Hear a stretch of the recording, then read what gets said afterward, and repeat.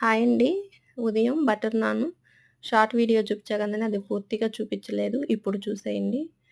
Video చూస్తున్నారు గానీ like చేయటం లేదు ఫ్రెండ్స్. లైక్ చేయండి. మా వీడియో నచ్చితే సపోర్ట్ చేయండి ఫ్రెండ్స్. మా ఛానల్‌ని సబ్స్క్రైబ్ చేసుకోండి.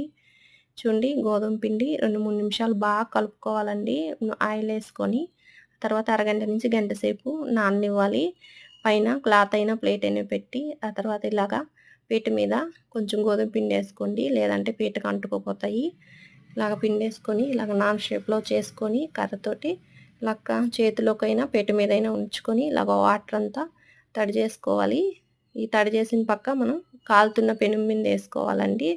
ఇప్పుడు ఇది కొంచెం మందంగా ఉంటది కాబట్టి నాను పైన ప్లేట్ పెట్టి ఒక నిమిషం ఇలాగా కాలిన తర్వాత స్టవ్ మీద ఇలాగ పెట్టేసేయాలి. ఇదంతా కొంచెం బాగా కాలనిచ్చి ప్లేట్‌లో తీసుకొని తాజా వెన్నని ఇలాగా స్ప్రెడ్ చేసేసుకోండి. మీకు నచ్చిన